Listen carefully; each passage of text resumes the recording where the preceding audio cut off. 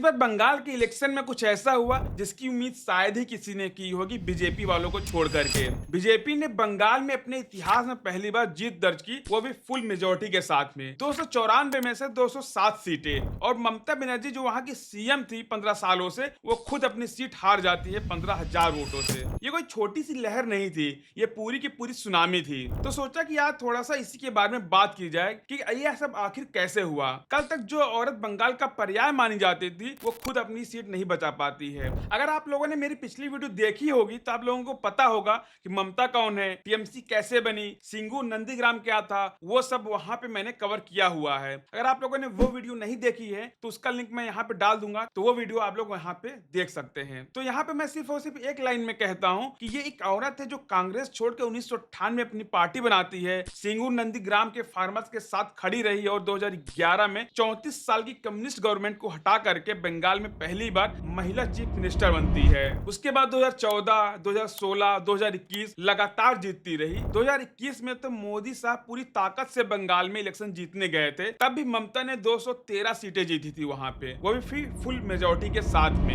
एक चीज है जो ज्यादा लोग डिस्कस नहीं करते हैं इस इलेक्शन को हारने की, एक्चुअली वो बहुत ही ज्यादा बड़ी है, और वो है सेंटर और बंगाल के बीच में पैसों की लड़ाई। पिछले कुछ सालों में दिल्ली और कोलकाता के बीच फंड्स को लेकर के काफी टेंशन था। सेंट्रल गवर्नमेंट ने मनरेगा यानी 100 दिन के काम का जो पैसा था और पीएम आवास योजना जैसी स्कीम का पैसा था, वो बंगाल को देना बंद कर दिया था धीरे धीरे करके। और ये बोल रहे थे कि पहले आप पुरानी योजनाओं का हिसाब दो, तभी हम आपको आगे का पैसा देंगे। और इसका सीधा असर गांव के उन लोगों पर पड़ा जो स्कीम पे डिपेंड करते थे। मजदूरों को पैसा नहीं मिल रहा था, गरीबों को घर नहीं मिल रहा था। तो ये सारी चीजें कंबाइन होकर के ममता के अगेंस्ट में काम कर रही थी। ममता कहती रही कि बंगाल का अपमान है, बीजेपी बोलती रही कि पहले आप करप्शन का हिसाब दो, लेकिन जो आम इंसान था उसको इससे क्या मतलब है? उसको तो यही लगेगा कि ममता बनर्जी पैसा नहीं दे रही है उसको, अब ममता बनर्जी उसको घर नहीं दे रही है, दूसरे स्टेट्स में घर मिल रहा है लोगों को, पैसा मिल रहा है लोगों को। और पैसा ना होने की वजह से जो स्टेट गवर्नमेंट थी, मतलब कि जो ममता सरकार थी, वो कुछ भी नई योजनाएं लॉन्च नहीं कर पा रही थी। और ये सारी जो इकोनॉमिक टाइटनेस थी, एक साइलेंट फैक्टर बना इलेक्शन में इनको हराने के लिए। इसी के साथ साथ एक और चीज हुई जो कि इलेक्शन कमीशन की तरफ से की गई, SIR यानी स्पेशल इंटेंसिव रिवीजन। जैसा कि बीजेपी हर उस जगह पे करवाती है जहां पे वो इलेक्शन लड़ने वाली होती है सही तरीके से। बेसिकली वोटर लिस्ट की बहुत ही केयरफुल क्लीनिंग के नाम पर जो भी वहां पे होता है, लाखों ऐसी एंट्रीज हटाई जाती हैं जो कि फेक मानी जाती हैं या फिर एक ही इंसान के नाम से कई जगह पर होती है। बीजेपी का हमेशा से ये आरोप रहा है बंगाल में कि वहां पे घोस्ट वोटर्स बहुत ज्यादा हैं और उसी के दम पर इलेक्शन जीते जाते हैं यहाँ पे टीएमसी के द्वारा। जब ये लिस्ट साफ हुई तो वो एक्स्ट्रा वोटर्स वहां पे हट गए जो अक्सर हाथ और जीत का फर्क डिसाइड करते थे। ममता ने इसका कड़ा विरोध भी किया, बोला कि उनके सपोर्टर्स की लिस्ट से हटाया जा रहा है, लेकिन आखिर में ये रिवीजन हुआ और इसका असर हमें रिजल्ट में दिखाई दिया। और इलेक्शन वाले दिन इस बार सेंट्रल फोर्सेस की तैनाती भी बहुत ही ज्यादा थी। सीआरपीएफ, बीएसएफ हर बूथ पे मौजूद थे जहां पे अक्सर दंगे हुआ करते थे। और वहां पे बीजेपी जीतने के बाद ये भी कह रही है कि इस बार ऐसे भी लोग वोट डालने निकले हैं जो कि पहले डर से नहीं जाया करते थे। बूथ कैप्चरिंग और प्रॉक्सी वोटिंग की जगह थी, वो भी काफी हद तक बंद हो गई थी। और इस बार की एसआईआर में बंगाल में कुछ ऐसे भी नाम काट दिए गए जो कि वहां पे मौजूद थे बिना उनसे कुछ भी पूछे गए। और इसी का विरोध करने के लिए ममता बनर्जी सुप्रीम कोर्ट तक पहुंच गई थी खुद से उस बात को प्रूव करने के लिए। और बीजेपी का तो यही कहना है इलेक्शन जीतने के बाद कि इस बार का इलेक्शन फ्री एंड फेयर हुआ, इसीलिए वहां पे जो लोगों का मूड था क्लियरली सबके सामने आया और वहां पे बीजेपी इस बार पूर्ण बहुमत से जीती है। टीएमसी के इस इलेक्शन में इतनी बुरी तरह हारने का कारण सिर्फ और सिर्फ बीजेपी या फिर एसआईआर ही अकेले नहीं है, इनके अंदर भी कुछ ऐसी खामियां थी ज्यादा जो कि इसके हारने का कारण बनी। इस बार सबसे पहले जो नोटिस होने लगा था वो लोकल लेवल पे पार्टी के लोगों का एटीट्यूड, कट मनी। मतलब अगर कॉन्ट्रैक्टर को गवर्नमेंट का काम चाहिए या किसी को कोई भी और काम करवाना है तो टीएमसी के किसी बंदे को पैसा देना पड़ता था। ये एक ओपन सीक्रेट बन गया था और यही वो लोग भी बोल रहे थे जो कि टीएमसी को सपोर्ट करते थे। तो अंदर से ही नाराजगी आ रही थी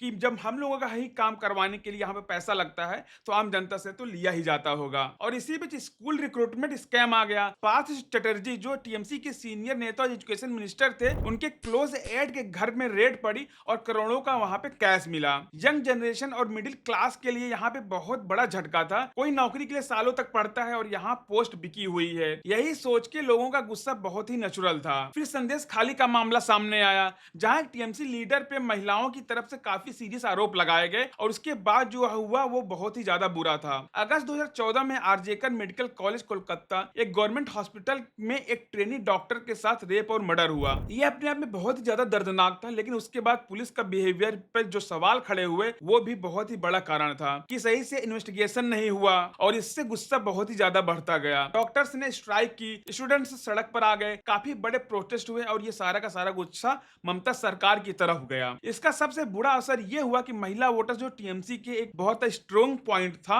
वो शिफ्ट होने लगा धीरे धीरे। एक औरत की सरकार में एक औरत सेफ नहीं है, ये एक ऐसा नैरेटिव था जो बहुत ही गहरी जगह लगा। बीजेपी ने भी आरजेकर विक्टिम की मां को पेनहिटी से कैंडिडेट बनाया, जो कि एक बहुत बड़ा सिंबॉलिक मूव था। इस इलेक्शन के ठीक पहले भी बीजेपी ने ईडी को एज अ हथियार ही यूज किया, जैसा कि हर इलेक्शन में होता है। टीएमसी की पूरी इलेक्शन स्ट्रेटेजी आईपैक के थ्रू होती थी, यानी Indian political action committee, Prashant Kishor की कंसल्टेंसी फर्म। ये वही लोग हैं जिन्होंने 2021 में टीएमसी की कैंपेन बनाई थी और उसी स्ट्रेटेजी की वजह से बीजेपी को हारना पड़ा था। तो बीजेपी को पता था कि अगर 2026 में टीएमसी की स्ट्रेटेजी फिर आईपैक बनाती रही तो मुकाबला आसान नहीं होगा। अब यहाँ पे जो हुआ वो आप ध्यान से सुनिए। इलेक्शन से कुछ वक्त पहले बिल्कुल कैंपेन के बीच में ईडी ने आईपैक के एक डायरेक्टर को अरेस्ट कर लिया और जैसे इलेक्शन के वोट्स पड़ गए, खत्म हो गए, वो बेल पर बाहर आ गए बिना किसी खास रुकावट के, बिना किसी बड़ी लीगल प्रोसीडिंग्स के।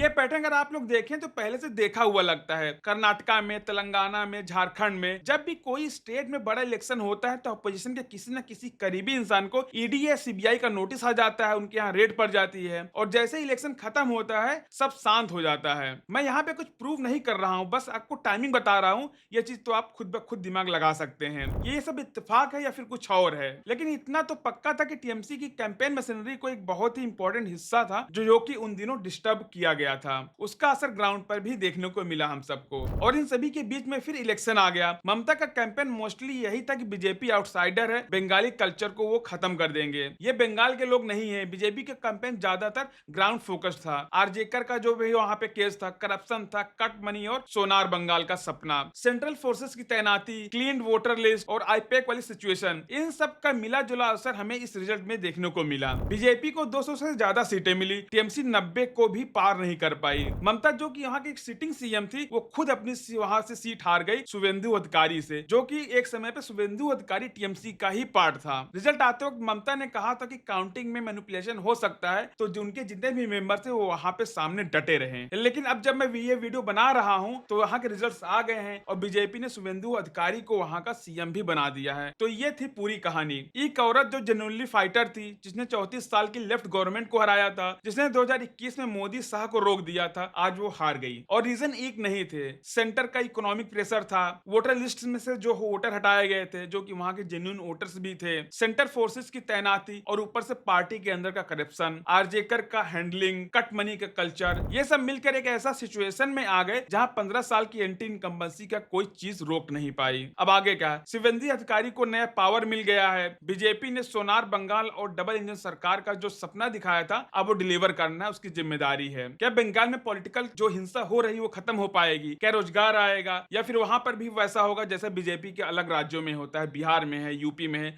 रोजगार के सपने तो दिखा दिए जाते हैं लेकिन रोजगार नहीं मिलता है और रोजगार मांगने पर लाठियां मिलती हैं। और ममता बनर्जी की कहानी खत्म नहीं हुई है। पार्टी उनकी है, वो अपोजिशन में रहेंगी। देखना है कि वहां पे वो रिस्पॉन्ड कैसे करती है, क्या वो वापस आ सकती हैं? आप लोगों को क्या लगता है कमेंट में जरूर बताइएगा। अगर आपको वीडियो अच्छा लगा है तो लाइक कर दीजिए, सब्सक्राइब कर दीजिए। मैं आपके लिए ऐसी वीडियोस लाता रहूंगा।